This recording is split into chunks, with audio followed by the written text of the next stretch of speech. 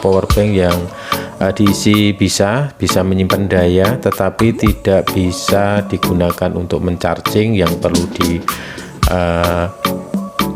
dicurigai ataupun yang perlu diwaspadai adalah dua bagian. Yang pertama di USB port sama di bagian rangkaian step up. Assalamualaikum warahmatullahi wabarakatuh. Selamat bergabung kembali teman-teman di channel Arya Hobi. Pada kesempatan kali ini saya akan melanjutkan tentang analisa kerusakan pada power bank. Pada video kali ini saya akan mencoba menganalisa kerusakan power bank yang mengalami kerusakan no charging. Artinya power bank ini tidak bisa untuk mencharging HP teman-teman. Oke, langsung saja kita mulai teman-teman. Bahwasanya power bank terdiri dari dua bagian, baterai dan sirkuit charging ataupun modul charging. Karena ini bermasalah di bagian output ataupun bagian charging, maka yang perlu diperhatikan yang pertama adalah di bagian, tentunya bagian output tegangan. Ini teman-teman diwakili USB port. Ini akan keluar tegangan 5 volt.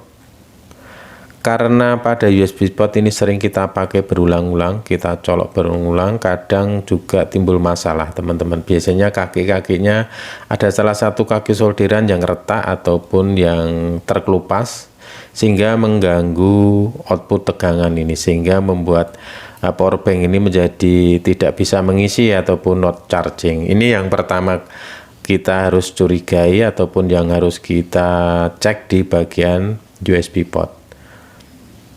Lantas yang kedua adalah di bagian rangkaian step up teman-teman, ataupun bagian konversi tegangan.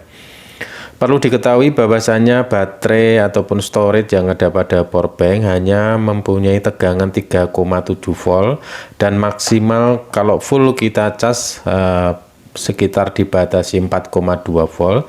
Jadi untuk mengisi menjadi 5 volt, untuk menaikkan tegangan ini dibutuhkan rangkaian step up tegangan ataupun rangkaian konversi. Lantas seperti apa ciri-ciri rangkaian step up teman-teman? Yang perlu diperhatikan adalah jika kita mendapati sebuah induktor ataupun lilitan seperti ini teman-teman,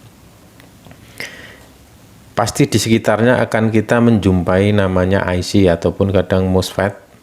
Oke, kalau kita balik seperti ini, pasti akan selalu berpasangan antara induktor ini dengan IC, pasti akan berkesinambungan atau berpasangan.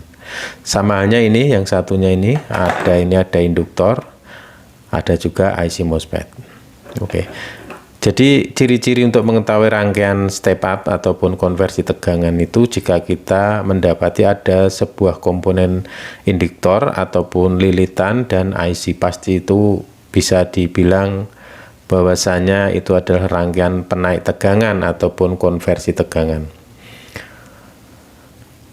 Yang perlu diperhatikan adalah di bagian MOSFET ataupun IC MOSFET-nya ini teman-teman, karena IC MOSFET ini akan selalu bekerja pada suhu yang panas, karena dia akan menaikkan tegangan dari 3,7 ataupun 4,2 menjadi 5 volt. Perlu diketahui juga bahwasanya sebuah rangkaian step up ataupun step down pasti akan menghasilkan panas. Yang sering kita jumpai yang rusak adalah seperti yang pernah saya alami adalah di bagian IC MOSFET-nya ini teman-teman, karena ini panas sekali. Jadi kemungkinan kerusakannya di bagian MOSFET. Sedangkan untuk di bagian lilitan jarang sekali teman-teman, karena ini hanya berisi lilitan kawat. Jadi yang perlu diperhatikan yang kedua adalah di bagian IC ataupun IC MOSFET. Ini teman-teman, jadi sangat mudah sekali jika teman-teman mendapati power bank yang diisi bisa menyimpan daya, tetapi tidak bisa digunakan untuk mencharging. Yang perlu dicurigai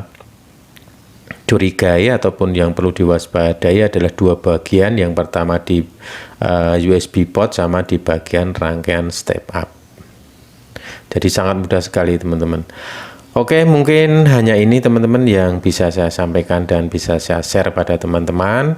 Insya Allah next video kita akan membahas tentang power bank yang berdaya lemah ataupun kapasitasnya sudah lemah.